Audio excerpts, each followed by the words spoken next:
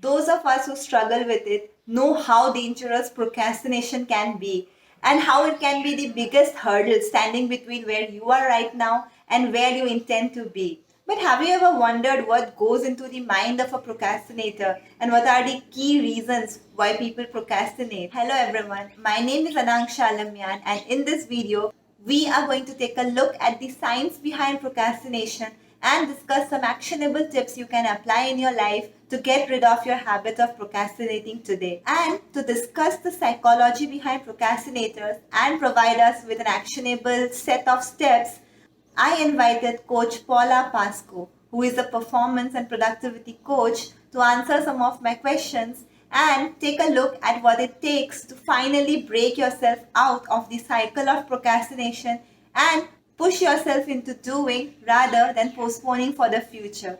So, without further ado, let's welcome Coach Paula Pascu to this chat. Hi, Paula. Thank you so much for being here today with us. Hi, Anangsha. It's really nice to be with you, and thanks for inviting me to be part of this. So super excited to start this. So before we jump right in, can you tell us a little bit about yourself, like what you do and where you're from, etc.? Sure. So I originally come from Romania, but I've been living in Portugal for over 6 years now. I fell in love with the magic of Lisbon. It's a very good city to live.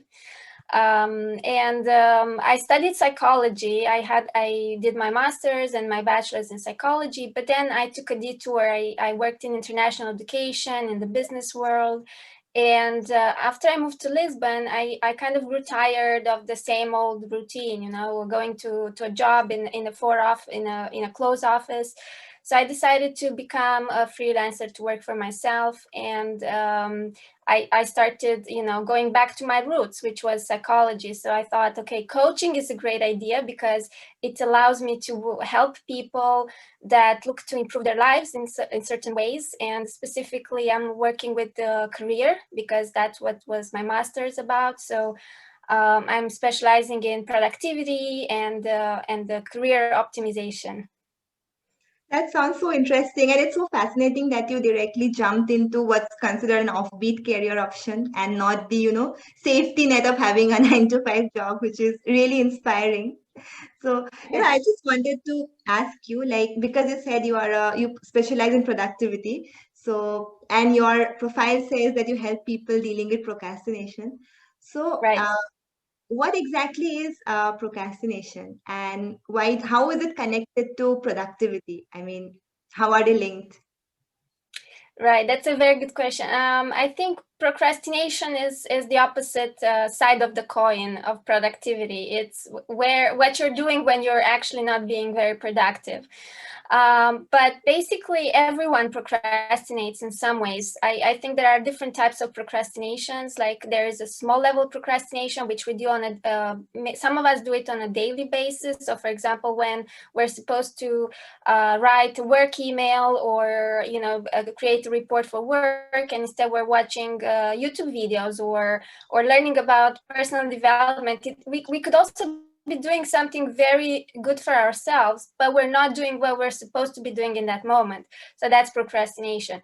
Then there's a high level procrastination, which is more about life goals. So when you're procrastinating on, going after your dreams or, opening that business that you wanted to open for a long time, or having that conversation with your partner that is difficult and uncomfortable, or taking up a new hobby or learning a new language or whatever it is that is meaningful to you, but you don't have the time to do it. You don't find the time to do it, but you're also procrastinating on it for other reasons as well, because as we will talk later, there are many different reasons for procrastination.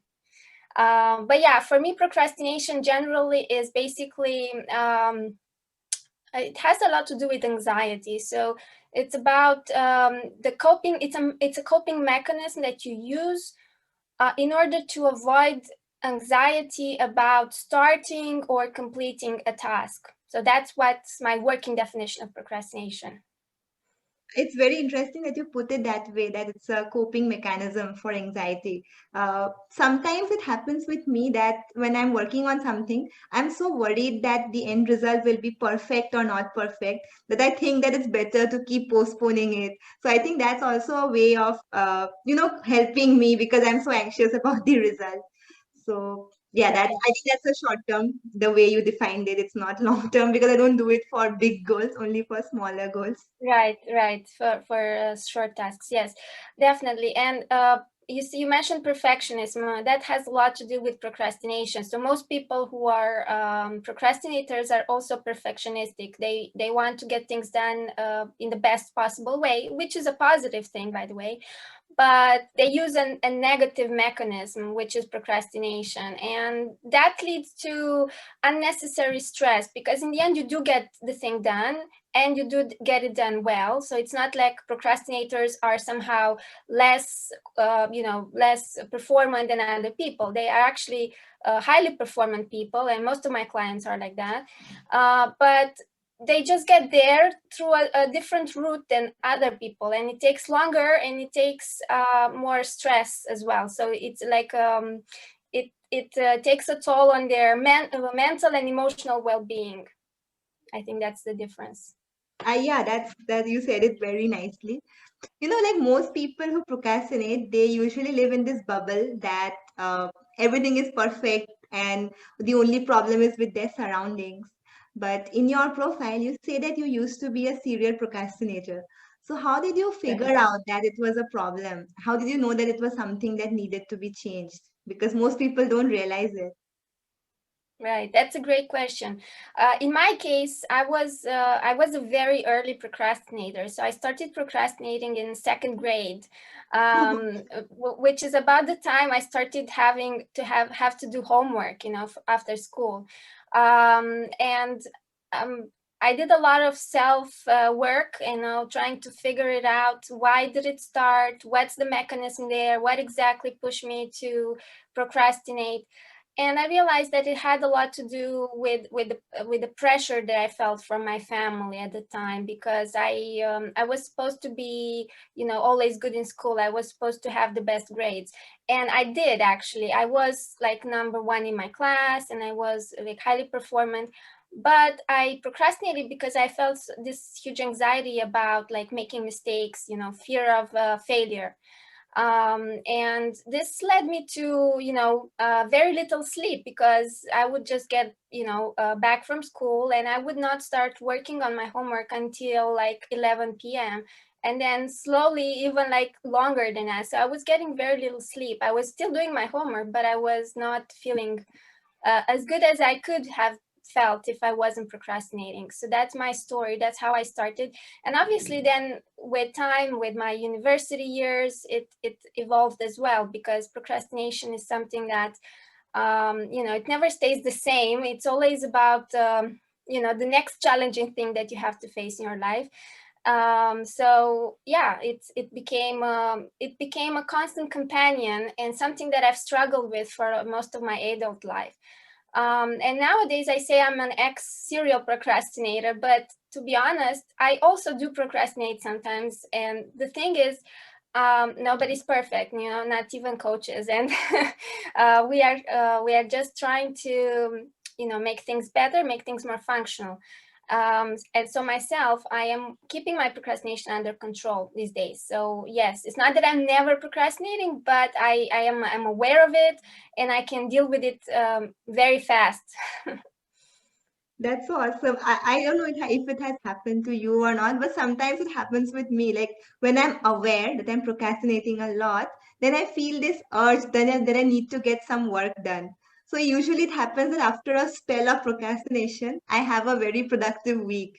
And then again, I feel that I fall back into that slump. So maybe that's also a pattern you must have noticed with some of your clients. Yes, that is definitely a factor. Obviously, when you're procrastinating for a long time on something that is meaningful to you, um, and you start working with a coach, the beginning is very exciting, because you start making progress on that thing, and it opens up your horizon. But obviously, it's not something that lasts forever. So there's always work to be done, and procrastination keeps coming back at you through the back door. So you have to be constantly aware of it, and realize that it's there, and just, take a self-compassionate attitude to it, and just realize that, okay, I'm procrastinating, and let's get back on the wagon. That's so true. So, you have worked with a lot of clients, right? So, based on your experience with their stories, what do you think are the most common reasons that people procrastinate?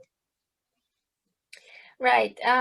Well, in my opinion, everyone is different. So I treat every client in a different way, because each one has their own patterns of procrastination. But I do identify some common themes, and I would say that the most common themes that I find are fear of success and fear of failure, which are actually very interconnected. Fear of success is something less talked about than fear of failure. Fear of failure is the thing that most people are aware of. It's about, fearing not getting the thing that you're supposed to be doing in the right way, making mistakes, being a fool, people laughing at you, stuff like that.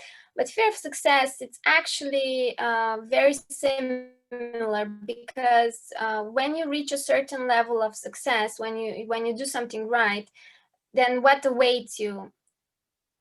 More pressure, more responsibilities, and so opportunity of a bigger failure. So that's why fear of success is very important, and something most people don't think about when they think about procrastination. So yeah, I would say these two fears are mainly the main causes of procrastination, but obviously there are many other factors. For example, one of the interesting things is the flow phenomenon. So actually, many people use procrastination as a way to get themselves into flow.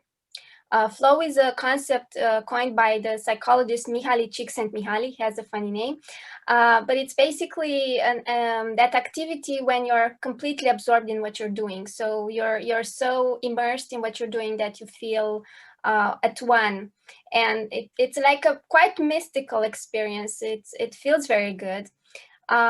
So when people achieve that state, their work is amazing. They get like really good results, and they focus very well. So they're like completely there in the zone.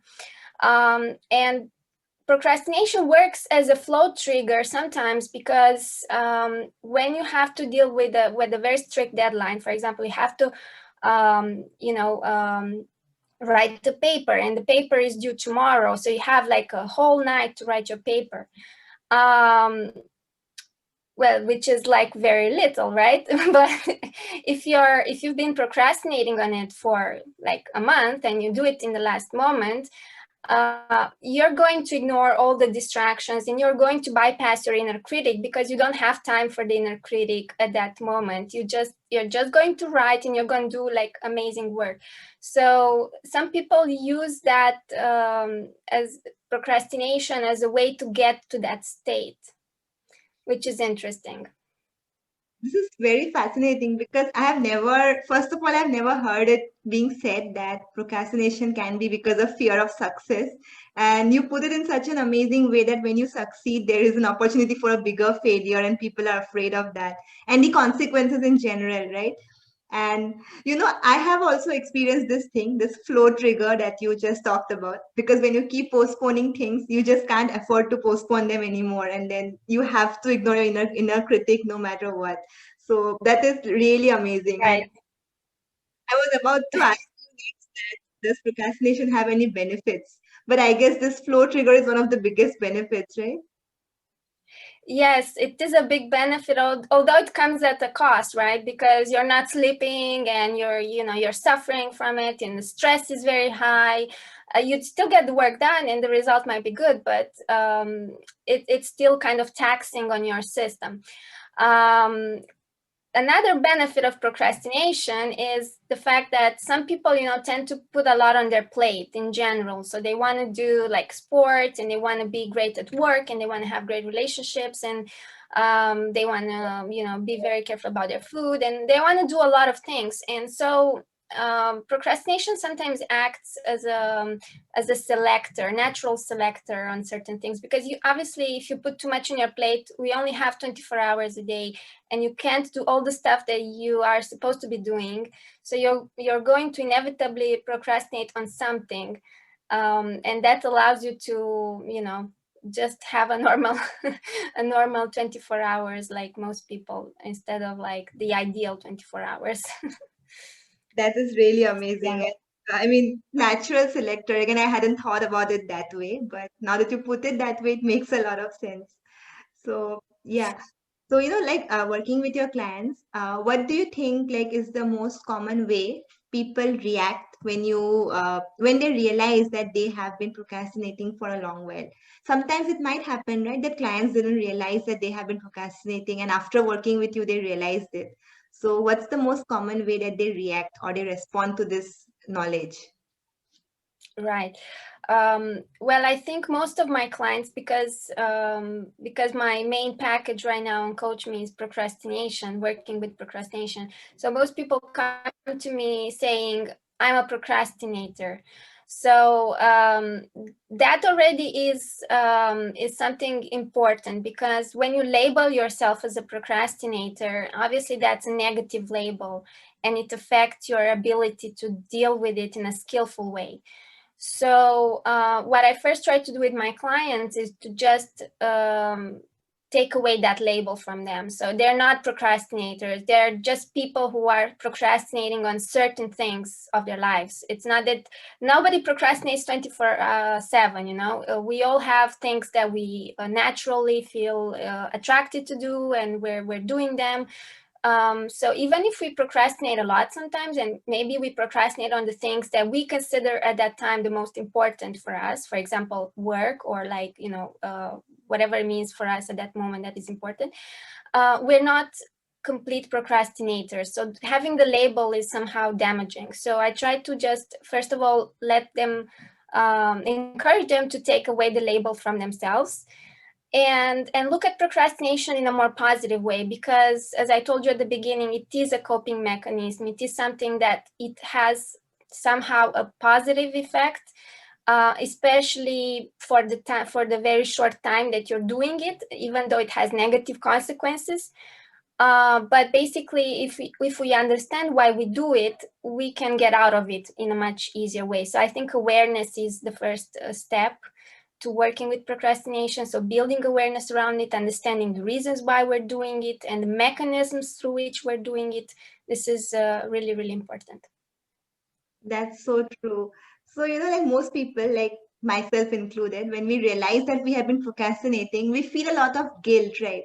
So, but again, Right. taking a break is also important because you cannot work all the time. So, how does one have this guilt-free break or this guilt-free play days, as you call them? Yes, I like to use the term guilt-free play, which I took from Neil Fiore's book on procrastination, which is called Now Habit. I really recommend that book to anyone who wants to learn more about procrastination. So he comes up with the idea of the guilt-free play, because it's important, just like a muscle, that when you're building a muscle, you have to have the moment when you're exercising and like training the muscle, and you have to have the moment when you're taking the break. And the break is as important for the muscle growth as it is when you're actually lifting the weights, because it makes that kind of whole process happen. So it's the same here with procrastination. It's the same with anything that we're doing with performance, with productivity. We have to be productive, and then we have to take the break. So guilt-free play is important, because, as you mentioned, guilt is an important element of procrastination. Procrastination has three main emotions associated with it. So one is fear. We already talked about that. There's guilt, and there is shame. Shame comes in relationship with others. So that's why procrastination is really like a big taboo. We don't want to talk about it. We don't want to tell even our friends, our closest friends, we wouldn't be caught telling them, I watched cat videos in the middle of the morning when I was supposed to work. And that shame actually keeps the cycle going, the procrastination cycle going. It fuels it. So it's really important to be aware of these emotions, of the guilt and of the shame, and just kind of take them and normalize the discussion about procrastination, because it is something very common. Most people actually do it, even if they don't recognize it or talk about it. Actually, a recent study made last year in the UK showed that 85% of people confess to procrastinating at least once a day. So that's quite a lot. And only 15% said they're never procrastinating. So it is really important to know that most people procrastinate in some ways, and we have to take the guilt and the shame out of it. Obviously, replacing procrastination, still, it's important to work on it, but at least be aware of the negative emotions that support it, because if you feel a lot of shame, you're not going to talk about it, so you're not going to get help. And if you feel a lot of guilt about it, the guilt is going to push you into more procrastination, because as a way to escape from the guilt, you're going to procrastinate even more in order to distract yourself from what you're feeling. Yeah, I mean, So I hope that answered your question. I don't know if I answered your question. no, you did, you did. I mean, it makes a lot of sense because the three emotions that you mentioned, fear, guilt, and shame, they are like, I have also struggled with them. I mean, I don't know if who hasn't, right? Because, like you said, 85% of people always struggle in a day, at least they struggle with procrastination. So, that shame is an important part because people always like to think that everyone else is moving ahead of me and I'm falling behind and I need to do something, because of which they feel this intense need to do even more. So yeah, that's a very nice way to answer this question. So in your uh, in your profile you say that you help people get out of the procrastination cycle into the doing mode by some micro actions. So can you please Right. share with our listeners like what exactly are those micro actions and how do they help in dealing with procrastination? Right. So basically, first of all, me and my client, we have to identify what's the areas that the client is procrastinating on. And sometimes it's different areas of their life. So we have to choose one area to work on, because we have to work on one thing at a time and then move on to the next. That's the Coach Me philosophy of building momentum, to taking small actions in a repeated way. So basically, we choose the area and we choose the activity that they are mostly procrastinating on, and that is affecting mostly their lives in that moment. So for someone, it can be filing their taxes. For someone, it can be doing some meaningful work that they've been putting off, or starting their website or whatever.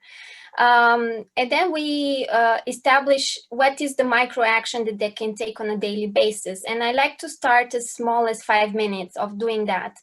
And now it depends on the person as well and how long they've been putting it off. Because if it's something they've been putting off for a long time, then the initial resistance is very high. So in that case, we need to work a lot at breaking the resistance. And sometimes it's not easy. But one of my favorite tools that I use is related to the technique by Mel Robbins, the 5-second rule, which is like you're imagining yourself that you're launching yourself into an action by counting from 5 to 1. It's a very simple technique, and there are several materials online that explain it. So that sometimes helps people just pass through that initial resistance that they feel. Because for most people, the most difficult thing about dealing with their procrastination is the moment right before they start. So actually, after they start, even after a few seconds in, they start to relax and they start to feel better, and they start to just accommodate themselves in the situation. So actually, once they start, to get easier and easier to continue. So the thing is starting. We start with 5 minutes, sometimes even 1 minute if the resistance is really high. And then obviously there's a build up. So we continue scheduling sessions of doing that activity which they've been procrastinating on. So for example, doing it 3 times a day for 5 minutes instead of only once, or maybe they can have longer sessions. I work a lot with the Pomodoro technique, so I tell people to count their time, and they can use a Pomodoro of 5 and then maybe 10 or 15 minutes to work on that particular action, after which they can take a break and they can replenish themselves. The break also acts as a reward. So in the as you know, in the habit loop described by Charles Duhigg, there's the habit loop, which starts with the cue, and then there's the action, and then there's a reward. So the reward can be the benefit of just feeling happy that you've done the thing that you've been postponing for so long. But there can also be an external reward. So for example, you can go drink a cup of coffee or tea, or just have a small walk outside. I tell people to be really careful about the rewards that they choose, because they don't want to go back into the procrastination cycle by, scrolling a lot on social media or watching Netflix or doing other things like that can be very addictive. So they have to choose their rewards wisely. I read somewhere that the type of break you take is also has also a huge effect on the way you work. Like you said, like scrolling social media is probably not an ideal break because you fall into that rabbit hole and you just keep scrolling on Netflix. So, like according to you, what are some ideal ways to take a small break, like 5 minute or 10 minute break? What can a person do in that time? Yeah, well, I like the idea of drinking something nice, something that is healthy, first of all. Um, Also taking a small walk, or just some stretching, or just watching if you have a house with a view, or if you can see outside, just watching outside, watching the sun, watching the trees, watching the people. Journaling can be a good break. Just write down your thoughts about what you just did and how you feel after you've broken that initial resistance to starting. And also some doodling, some creative activities are nice, like drawing something, or even listening to a piece of music that you really like. Whatever it is that people find relaxing and like a break. It has to be also a break for the mind, so something that is not too strenuous as an activity. Yeah, that makes a lot of sense because if you do something that makes you feel good, you will feel even more energized and you won't feel that, you won't feel guilty for taking time off from your work. So these are some really helpful suggestions. I'm sure the people who are listening are definitely taking notes because I already am because you said so many important things. So once a person Thanks. yeah once a person gets into the doing mode, so how do they keep up this streak? Like maybe they did it for like 4 days, 5 days, maybe a month, but how do they maintain the streak and not fall back into the procrastination cycle? Right. That's a good question, and I don't have a one answer for that. It depends on the person as well. It depends on what it is they're procrastinating on. But a good strategy is to just keep going with small amounts of work. So basically, you don't want to overwhelm yourself. If you're expecting yourself to do 2 hours of the thing that you're dreading and that you have been postponing for a long time, it's probably not going to happen every day. So if you keep scheduling 5 minutes of focused work on that particular action, it's very unlikely that you won't find 5 minutes every day to do it. Obviously, most people protest about the smallness of the 5 minutes because they feel they're not going to make enough progress. But the thing is, 5 minutes is just the starter. It's just a way to ease yourself into the activity. Uh, and you can do always more than that. But obviously, I would also set up a maximum limit, and that depends on the person as well and the activity as well. But you wouldn't like to do it to just kind of binge do the activity one day and then don't get near it again for another 10 days because you've had too much of it in one go. So I would set a minimum limit and a maximum limit for the activity as well. My philosophy is do it short and do it often. So it's like kiss, but kiss so keep it short and often.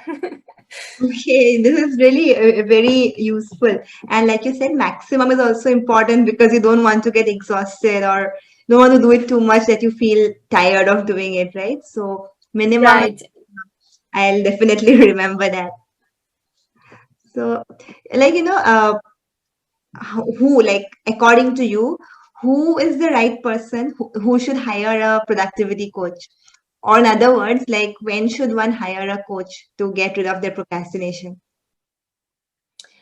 Well, I think that any time is a good moment to hire a coach, especially nowadays that most people are working from home, which is not the most ideal environment because we have so many distractions and we have a lot of flexibility with our time. So I think most people have a hard time, you know, making that clear balance between their personal life and their work life. So yeah, I think that anyone who feels that they would benefit from having a clearer picture about how to organize their time better, who feel that they are stressed about their procrastination or their procrastination is getting in the way of their work results or even just affecting just their emotional well-being.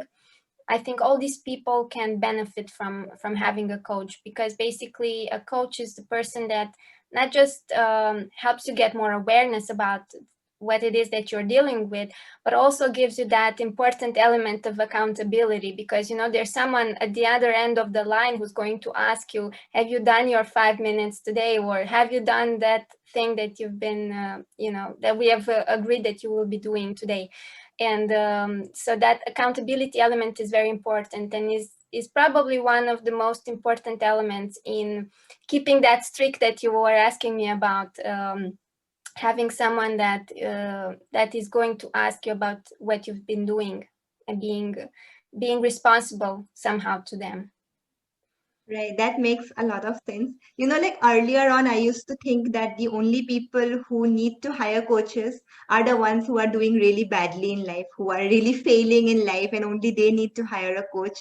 But with time, I've realized that it's not true. Anyone in any point of their life, they can hire a coach. And it doesn't have to be that the coach is an expert in what they are doing. The coach has learned from so many other clients and the experiences, and they can offer a lot of valuable advice, and these can actually turn the life around of the client, and they can see a lot of benefits within a short time. So most people, I think, might not be aware of this, but this is a life changing effect of coaching that I have seen personally after working with my life coach and business coach. So definitely that's a very valid point that you state. So I'd like to ask you, can you share with us one success story of your client, something that really felt rewarding and really inspired you to keep going? Yes, I would like to share with you a story of my client who hired me to work on her procrastination around writing. So as a writer, she was not a full-time writer. She was writing for passion because that's what she loved. And she had another job, so she wasn't getting paid for it. She didn't have any deadlines at all. So it was one of those, long life goals that she was procrastinating on. And basically, at the beginning of our work together, she hadn't been writing for like 3 years, or at least not much. And after a few months in, she started writing constantly. She wrote every day, and the stretches, the 5 minutes became an hour, and she was making a lot of progress. And then she even started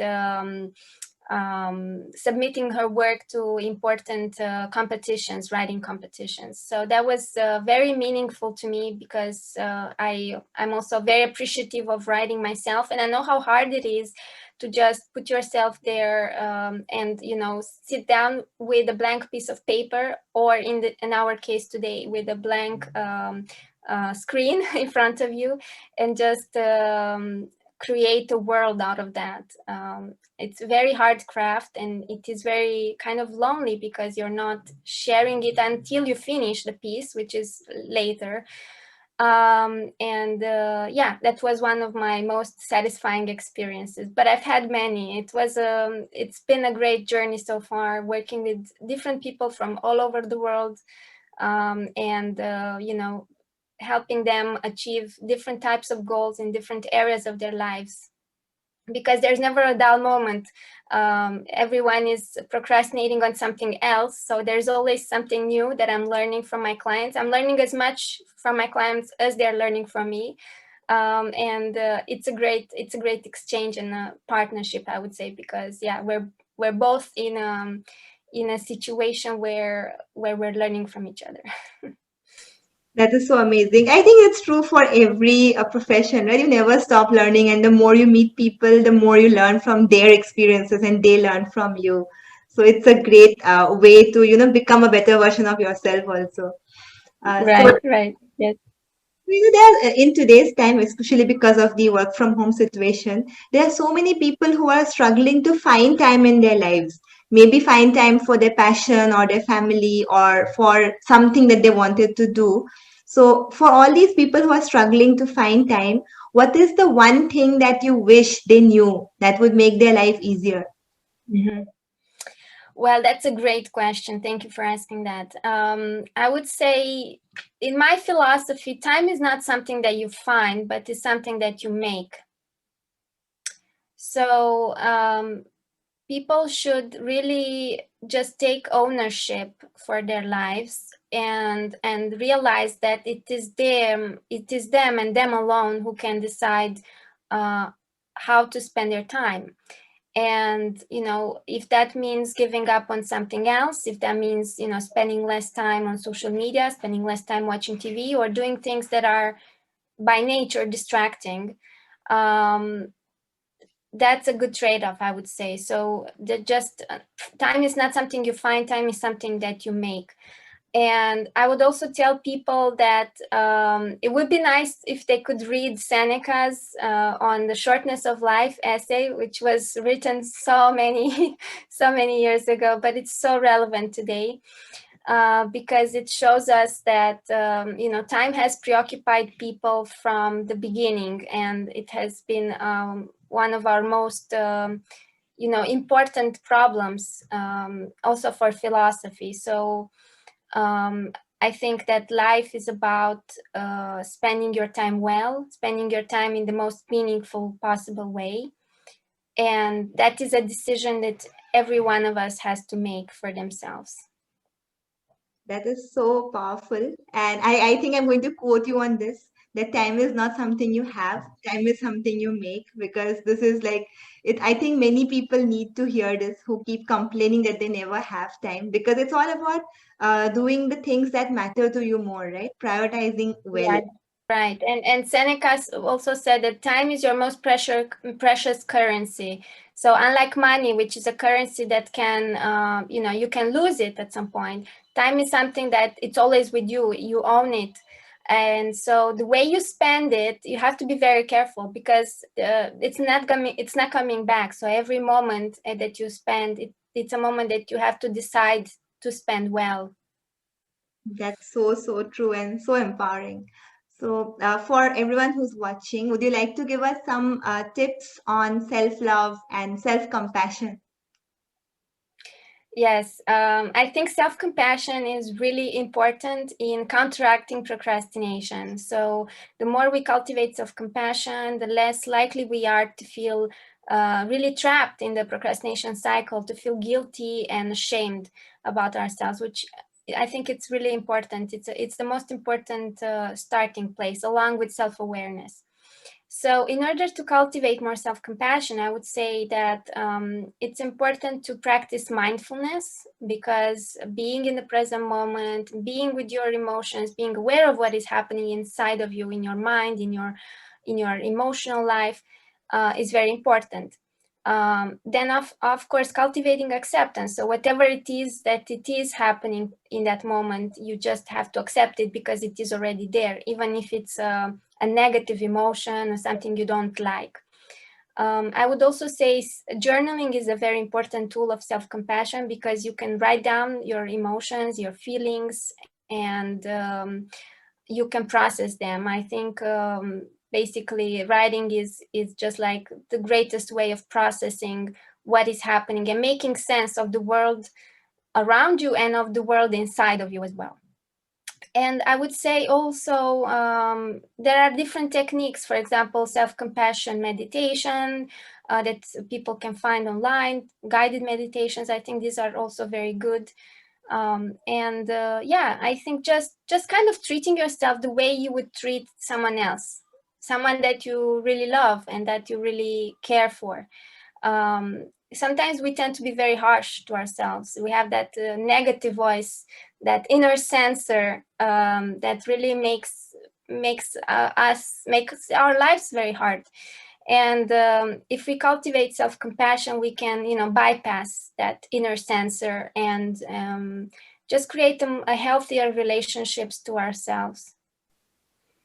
I think that's very powerful. I remember I was having this conversation with a friend, and she was being very, self-critical.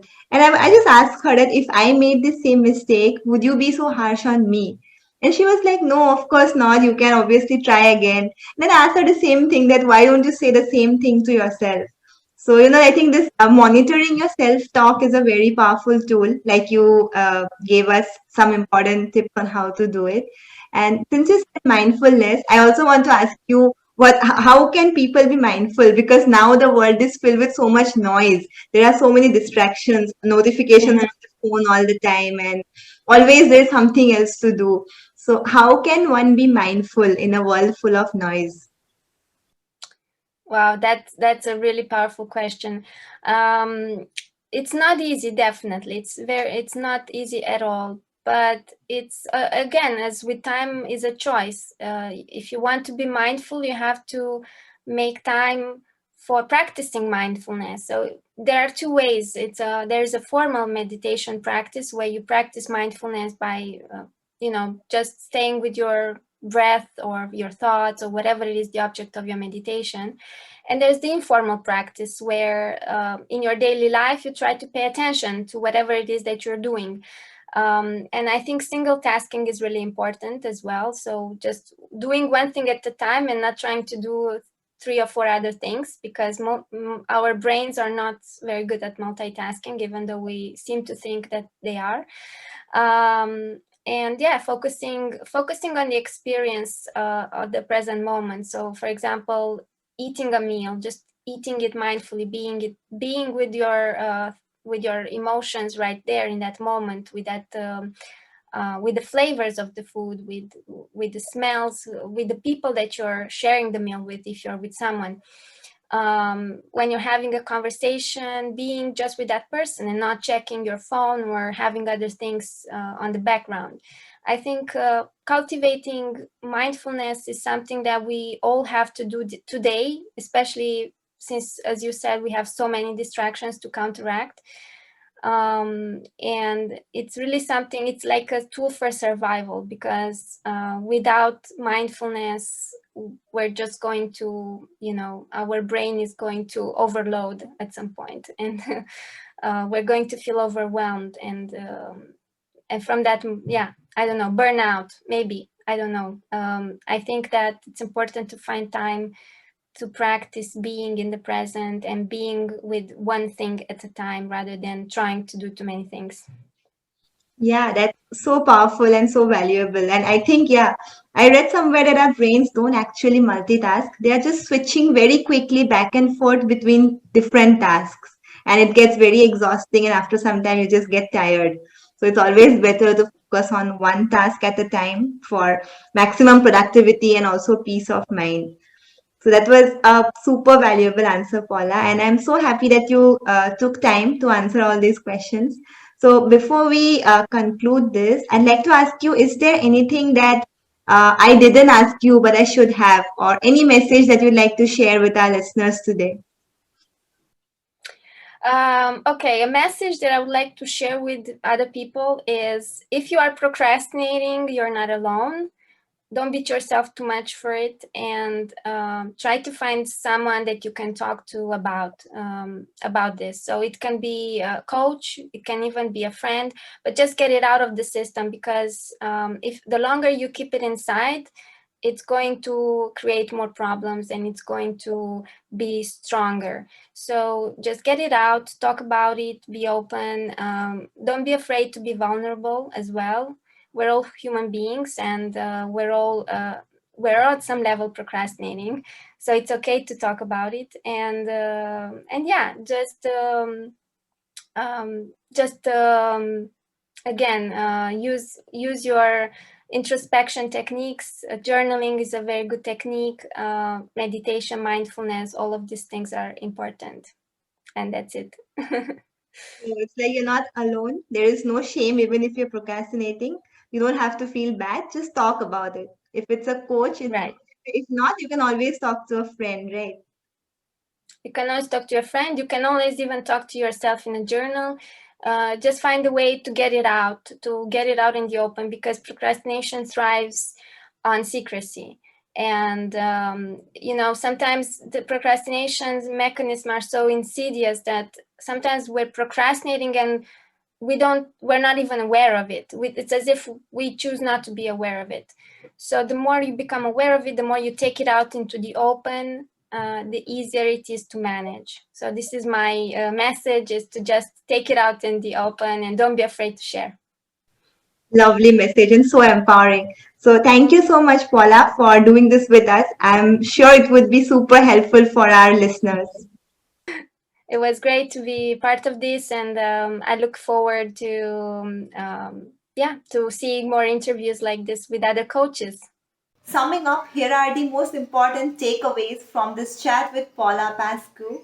And the first and the most important is that, simply said, procrastination is not doing what you're supposed to do. This could be because of two reasons: fear of success, where you're worried about the consequences and how it would impact your life, and fear of failure, where you are so worried about how the outcome would be that it stops you from even taking action. But procrastination can also have some benefits. For example, it could be a trigger to induce the flow state in your work. And when you have lots of goals, your procrastination can be a natural selector to actually show you what you are most inclined to do. Or, in other words, help you decide what's most important to you and help you prioritize. Paula suggested some really important tips and tricks on how we can get over our procrastination.